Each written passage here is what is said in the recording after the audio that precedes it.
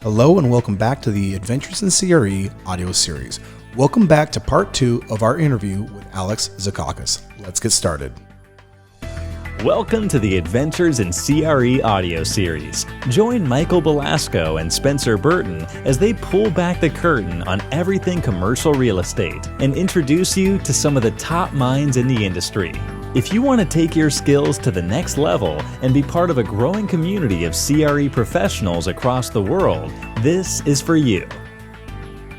All right, so how did you land the first deal? Where was it? And then from there, I guess we're at the point where you're going to get to your first deal and get that, and then sort of how Capstone scaled. Really, I'm curious to hear about the first deal and where it was. If I remember, it wasn't geographically close to San Diego. And no, it was super far away. It was in Indiana. I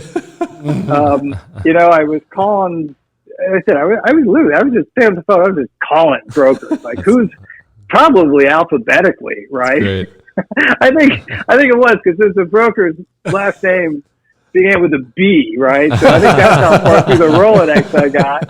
Called this guy, and he's like, yeah, well, listen, I've got this enclosed regional mall in Indiana that I'm trying to sell for a portfolio buyer that had bought it in a big portfolio. They paid,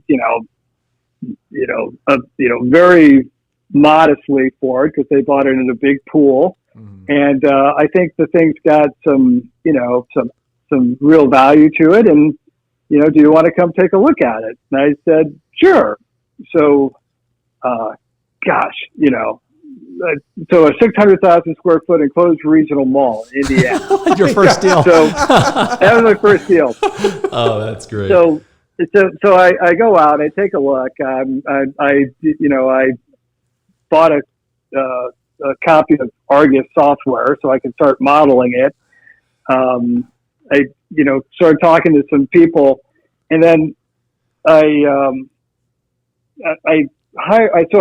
called through my network through my Kenneth Leventhal days, and I'm like, hey, listen, I'm looking at this mall. I don't know anything about malls. I need a firm that could property manage it and a firm that could lease it.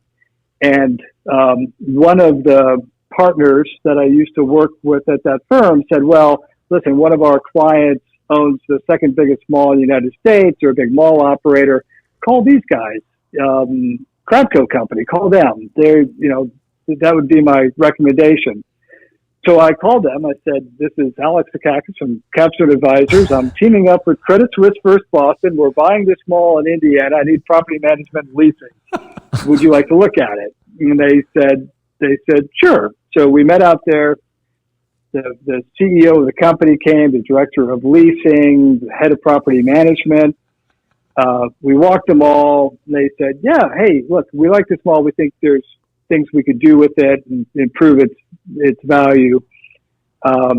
So I called the guys at Credit Suisse, and I said, great, I got this mall. And they said, really? That's the first thing you're going to buy, right? And I said, yeah, that's what I got. And then they explained really what investment committee looks like on their end. And I said, all right, hang on, let me call you back. So I called Crabco back up, and I said, listen, this is what I need now. I need you guys to value. Tell me what you think the thing's worth. And they told me it was significantly below where I had it under contract. So I said, would you guys be my property management? Would you be my leasing? And would you like to invest? Because I've got it tied up significantly below that number. And they said yes to all of it. Wow. So wow. I called back the guys at Credit Suisse, and I said, okay, how about we pitch it this way? Crabco's leasing it, Crabco's managing it, Crabco's putting the co-investment in. And they were like, that we can get through investment committee. Wow. So wow. That's where those negotiating skills really started to come through, huh? Yeah, that's where the sort of like the deal making, right? That you sort of learn. Like, how do you put a deal together? There's no real good, template on that deal. I just figured, let's put something to look pretty attractive together. Yeah. What would I want if I was on the other side of this as the investor? And and you just got to sort of, if there's not a industry standard, you just got to figure out, what seems like a good, fair win-win deal for everybody. I wonder if we were to go back in time, I don't know if we can do this, but let's mentally go back in time and that moment when you take it and essentially they say the investment committee thing, but basically they're saying no and not so many words, correct? Yeah. Yeah. And so what was your, what was that moment like? What was your immediate, did you think, okay, I just got to turn this into a deal? Or did you think, oh man, I made a mistake, or what was that? Your mental state at that point? One, it was a number of years ago, but I really, listen, nothing, when you're an entrepreneur, nothing unfolds exactly like you had it on paper, right? Was it Mike Tyson's famous quote, like everybody's got a plan until they get punched in the face. Yeah, that's right. So it maybe wasn't a punch in the face, but it's just like, all right, listen, it's, how do you make something, how do you pivot it? How do you make this from a no or probably not to yes, or at least a probably yes? And that's you just got to be flexible, and you got to continue to figure out how to evolve so that you've got something that people want to do and they see the value in it for themselves. It's the alchemy of a deal, Yeah. It's really taking, because I think the human condition is like, oh, I'm a victim now. Like this happened, the investment committee is going to say no. So that's that. No, that would be the victim mentality, but it's saying, hey, no, let's actually turn this thing in our favor and get creative. And it sounds like your solution was perfect. Well, now you have a partner who brings that expertise that you didn't have. And you wouldn't have had that partner had Credit Suisse said, well, yeah, maybe we'll put this. I mean, you'd have a partner in a different sort of way as a service partner, but to have them actually as an equity partner, I would imagine was a great benefit to you, not just in that deal, but in deals going forward. Yeah, it was the first joint venture I was ever a member of. I was fortunate that the people that ran Kravco were really exceptionally wonderful people. They were smart, they were hardworking, and they were honest and honorable people. Yeah. And I really enjoyed being in a partnership with them, and it was a good, that was also a good reflection on me with the Credit Suisse guys, because I brought in, a really top-notch caliber new relationship for them as well. It really sort of, that first deal though, was shockingly to me now as I look back on it. I mean, we got that one done, and it was just like the gates were open. Yeah. So it had, and from there it was, okay, find the next one. They had a mandate to get capital out, and they were looking for good partners that they trusted that they could put it out with. Yeah. So Alex, as I've looked at your career, one of the things that really strikes me, both capstone today, but you look back, and I know your story because I've heard you speak before, and you've done pretty much invested in every property type, right? Including single family. You had that time that you invested in single family. I guess my question is, as you look at a deal, what is it exactly you're looking for that allows you to pull the trigger on that deal? Right? Because most of us, we specialize in a property type, and there are very clear metrics that we look for, and it's like, it needs to be this. But you seem to have succeeded at being a generalist in real estate, which is just incredible to me. Are there specific metrics that you say, okay, if it has this, and this, I close? Is it a gut? Is it are they big picture macro? Give us some insights into your process when you're deciding whether a deal is a go or not a go. Yeah. Okay. So, I mean, I have, in my mind, I sort of, have our core strategy that we started with and really have been pretty consistent on, which is buy multi-tenant commercial real estate as a value-add investor and increase its value through, superior leasing execution and a lot of times significant capital investment in the asset.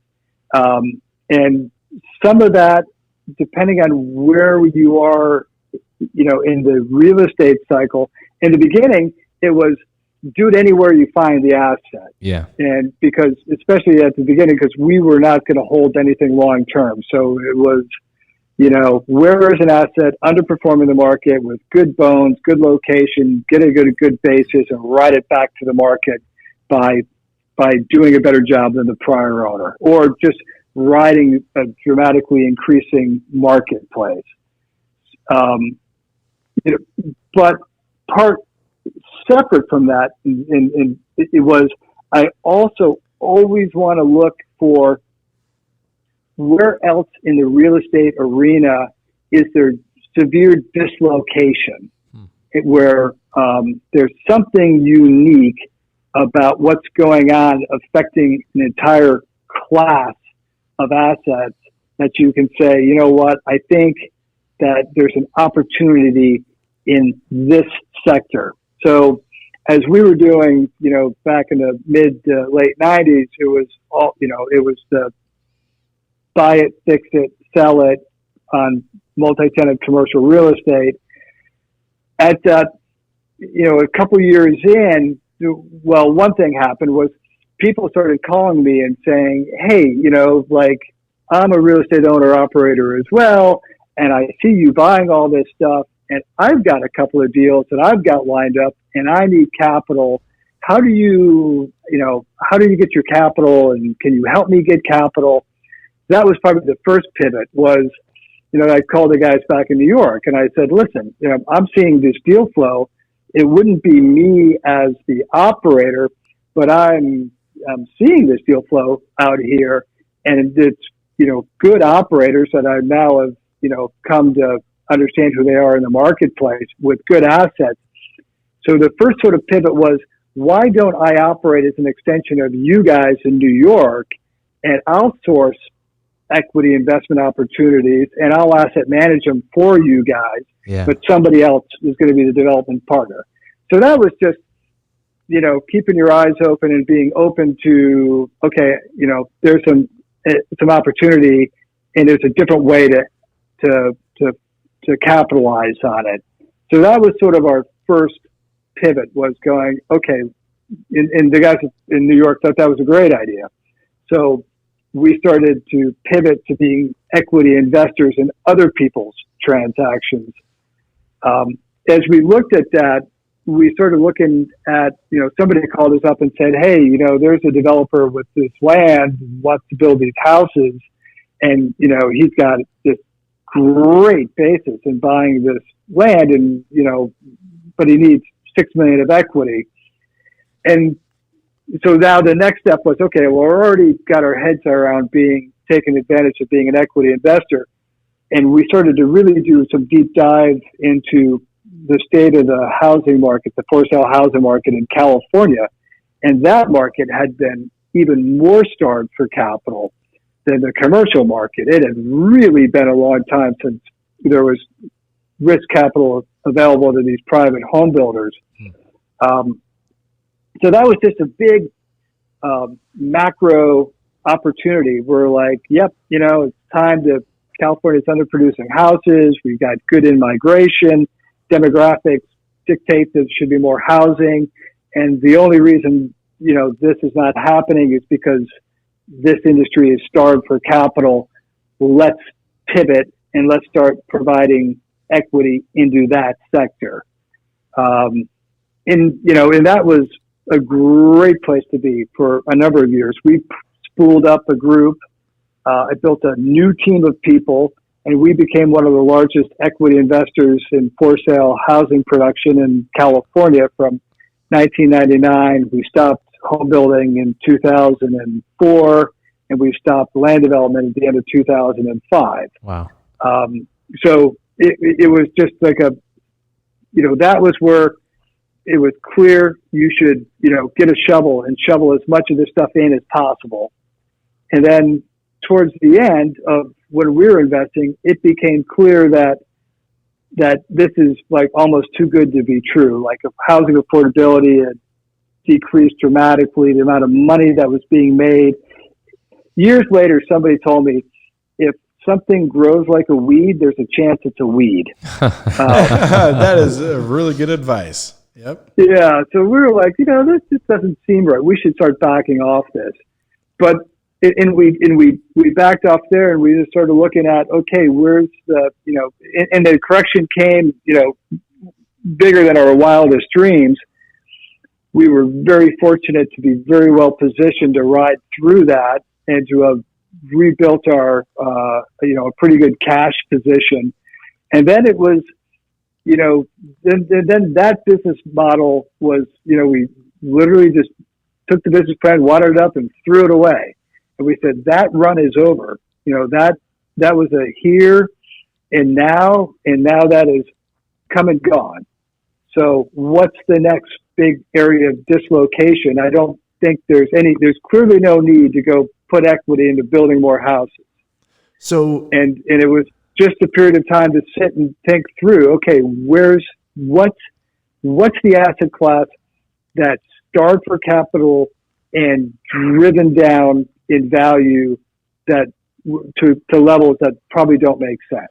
So you've figured out a way to position yourself, at least with capital, of just this. It's a really, so it sounds to me you are finding opportunities, and it's not asset specific, and people are just trusting in your ability regardless of, you specialized in multi-tenant commercial, but then you found this other opportunity, and you just kind of, I guess, gain this reputation as somebody who's got sort of eyes on the market and are able to pivot. And it's interesting how nimble and your ability to be able to do that, because, me working at a larger, institutional firm, I see research papers and things on all different types of asset class and things that, the company should be doing or shouldn't be doing. And it's hard, if not impossible, for them to pivot, partly because they're just a big juggernaut and they're already moving along. But the other part is they're not known for that, right? Like, it would be hard for, maybe it wouldn't be hard, but it's hard internally for a group that's known for, high-rise development to go pivot into a single-family home model and say, we're the single-family home builders, or we're going to go into industrial. It's happening, but they're forcing it, a lot harder on their own. But it seems like you have the ability to say, look, here's an opportunity. I wasn't doing this before, but I am the guy. And you have this reputation where it sounds like people just gain trust in you regardless, because you have other investments that are outside of this. I know you have other, I don't want to disclose anything you might not be comfortable with. You have other things going on even abroad. And so how are you able to do that? How are you able to be the guy that people trust in when you span so many different areas? Well, I mean, so there is some sort of logical progression of, when we made the jump to being equity provider, we first legged into doing it with an asset class we understood, which was multi-tenant commercial real estate. Then when we saw the housing, it was still like, hey, I'm still, I'm going to take my skills as, an expertise in underwriting and due diligence and putting together joint ventures that we've now honed by making the transition to being equity provider. But let's leg into this home building. And it really was, we did a couple of transactions to prove it out. And the guys that were backing us, we had a good enough track record that they were like, yeah, we'll make this bet with you because you've already performed, in this other way. But it's, and we didn't so much bet the farm in the beginning that, on a highly risky deal, it seemed like this thing, had a good risk adjusted return profile. So,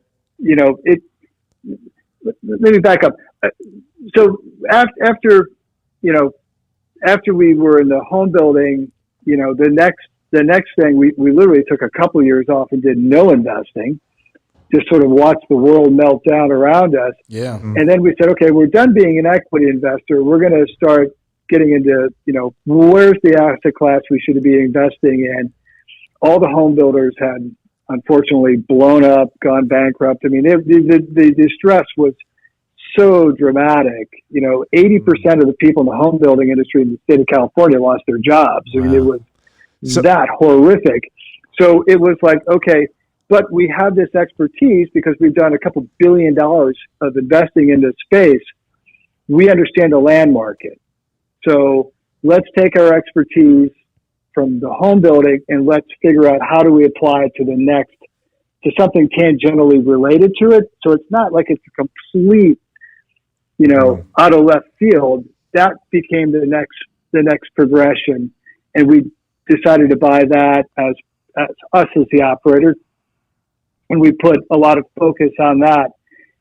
But like, here's to answer your question though, like during that same period of time, one of the guys that we banked on the home building side, he came in and he said, you're buying land. He says, that's great. He goes, I think the real opportunity is buying single family homes because like, we can buy you can buy single family homes for,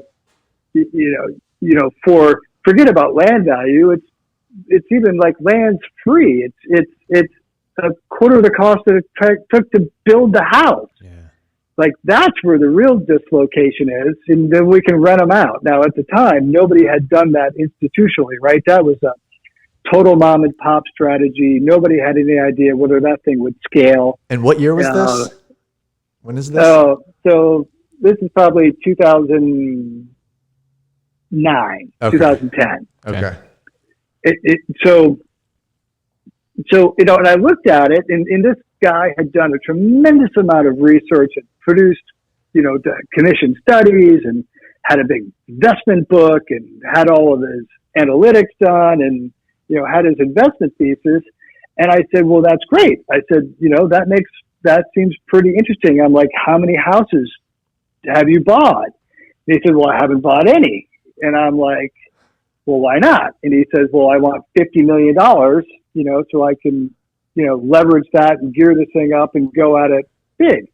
And I said, well, okay, I know you want $50 million, but, you could just throw a couple of bucks out of your own pocket or you and a couple of buddies and you could incubate this idea with, go get a couple of houses and show some practical, like on the ground, it's up and operating. And proof of concept. And I really like this guy, but he could not, he was completely unwilling to do that step. He was like, nope, I need to raise $50 million. I'm not doing it at all. Wow. Eventually I said, well, okay, I don't got $50 million for you. And we started, I told my guys, I said, listen, let's look at this. We can buy brand new houses for $65 a square foot in Phoenix, in good markets and good neighborhoods. I'm like, let's go figure this thing out. And, we spent, we probably spent, 3 weeks looking at it. And I said, well, look, here's some money, go buy some, and if it doesn't work out, worst case scenarios, we've bought a handful of houses that I don't think we're going to lose money on. Mm-hmm. And instead of, spending, a year and a half, like this other guy had, with trying to pitch out for the big pot of money, mm-hmm. It's like, just get busy and execute and do it on whatever scale you can do it at and start proving it out. Yeah. A friend of mine that's a capital allocator, told me once years ago, he said, there's, if the story is the company will do X if you give them money, that is a much harder story than the company is currently doing X. And if you want to invest with them, you can but they're already actively engaged and moving forward. Yeah. That's a much easier story for people to get behind. That makes a lot of sense. That So- makes a ton of sense. Yeah. Yeah. We're all clamoring for questions. I have a bunch too. But go ahead. Yeah, and we got to be respectful of Alex's time. For sure. And I don't want you to give up your strategy. I'm sure you're thinking about the future. What weeds do you see today? That was going to be my exact same question. And what areas of dislocation are you seeing today? Or is this a time where we should be sitting on our hands for a few years, a la 2006, 2007, 2008? I tell you what, I don't, this makes me popular with the banks. My theory is it's the bankers that always blow up the real estate market, right? It's the lenders. Right. It's debt gets out of control. People start financially engineering deals, and the return is no longer about what can I do to create asset value. It's just really how can I engineer a return based on pushing my debt levels, or using interest only, or in a mezzanine piece, and getting the thing up to 85-90% leveraged, and your multiple looks great, but it's not a super thin slice of equity that you've got in. So your downside is potential 100% loss if you get any correction at all. Yeah. I don't see that in the market generally, especially stuff that's being financed by traditional commercial banks and insurance companies.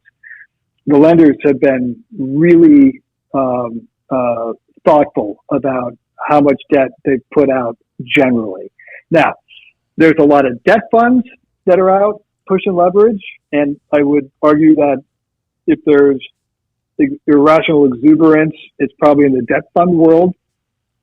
But it's still, when I'm out buying an asset and I don't get it, somebody outbids me, it's generally because they're just willing to take a lower return, or they see the risk associated with it differently than losing it because they're engineering through financial means. Got it. So as long as that's the case, I'm pretty bullish on the overall economy. In the biggest risk to the commercial real estate arena is cap rates moving against you, I think, at this level, at this point of the cycle. The demand's pretty strong, but construction cost is so high across the board for almost every market and every asset class. We're not seeing wild overbuilding just because construction cost is so high. And entitling in good markets has not gotten any easier. Yeah. So I look at it and go, okay, sort of what's the risk generally in the commercial real estate markets? It's that all of a sudden debt starts costing you a lot more money when you need to roll your loan over, and cap rates start moving against you, so you don't have the loan to value. But once again, I mean, if you keep your debt levels reasonable, and if you I'm not overly concerned that we're going to see inflation come roaring back. Yeah. And I think about that once again because I'm not an economist, but I think about demographics. I think about demographics in this country. I think about what's going on globally. I think about increases in technology driving costs down. And I just go, I just don't see how we get significant inflation coming into the market, and then having that, cascade into dramatically higher cap rates and people not being able to roll over debt. So, I mean, people's return that they achieve may be more muted than they think they are. And I think people are underwriting fairly modest returns generally. But, I don't see, there's not a lot that keeps me awake where I think, okay, here's the next big implosion. Yeah. Yeah. So I also think though you got to be pretty thoughtful about getting money out, and this is not, on the other hand, this is not the market where I think you should get the shovel out and just buy in everything you can get your hands on. Got it. Yeah. And I'm sorry. I'll finish up this thought because I think it's important. So it feels like we're at a part of the cycle where, I agree with you. There hasn't been the level of irrational exuberance or excess, especially at the debt level than we have, say, in the 2005, 2006. At the same time, values are elevated, yields are compressed. What does it take for this to give? I mean, should young entrepreneurs who are looking to start their first strategy, should they wait until? Should they try to time it, or should they take a risk on where we're at right now in the cycle? I mean, are there still strategies out there? I mean, give some advice, some parting advice to those who are maybe getting into the Zikakis of whatever when you made that jump. 2020. At this point in at this moment in time today, is now the time to start a new strategy, or is it better to wait and see? I don't know. All things being equal, if you're ready to go, I think you're ready to go. And, and your entry point is awfully hard to think, okay, I'm going to wait some period of time and that's going to make it easier for me to make the first step into it. So I don't think I would sit on the sidelines for think, okay, well, I'm going to wait out another year or two or three for a better entry point. I don't know. You sort of got the markets you've got. It's a pretty good market. I think that you got to be super prudent with your first investment. You want to be pretty thoughtful about why you're buying it, where you're buying it. I don't recommend going to the Midwest and buying an enclosed regional mall as your first deal. Scratch that one off. But, and then I think it's also keeping an eye on for where is there sort of an opportunity to go in and there's always assets that are held by people that are not, that are tired, right? And they're not moving the asset forward as much as they should be. And there's always some pocket of impending distress, if not actual distress. If you look at the one asset class that I've been wrong on for 23 years is I've looked at the multifamily market and said, oh, that seems expensive. And it turns out I should have been buying it every step of the way. Yeah. It's just done nothing but get more expensive. But, if you look at the sort of like the LA high-end attached product that they're building in downtown. Okay, well that might be an area that's a little overbuilt, and with the pullback of the of international money, there's a lot of product that's going to sort of sit on the shelf there for a long time. So is there an opportunity to sort of buy that stuff at levels that are opportunistic? I don't know. That's but there's. I think that it's as good of a time is when you're ready to make the step out. And it's also, I would argue, a fairly good time now because there is just, unlike when I went, when there was a lack of capital and a lot of deals, I mean, there's a different dynamic now, which is there's a lot of people that want to put money into a real estate asset and they want to do it with somebody they know. Yeah. And they want it to direct ownership. So I think there's definitely an opportunity to syndicate up money. You're sort of at the right time of the cycle where that should be a fairly easy relative to other points in the cycle to go and tell the story about, hey, to your buddies, would you like to own a piece of this real estate asset? And I think you'd find a lot of people right now going, yes, I would like to own a piece of that. So, from that perspective, seems like probably a good time to start on your entrepreneurial journey.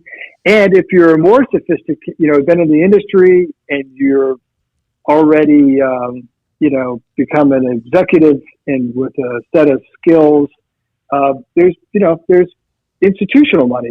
There's sort of money available to investors that from everything from the country club money to the, all the way up to the most sophisticated capital that's out looking for a home, looking to get invested. There's Thank you. opportunity just in that nature. This has been absolutely phenomenal. And talk about, save the gold. There's gold throughout the whole thing, but the gold at the end, it's been absolutely great. Thank you, Alex, so much for coming and being on the audio series. And thank you to the listeners. And we will see you on the next one.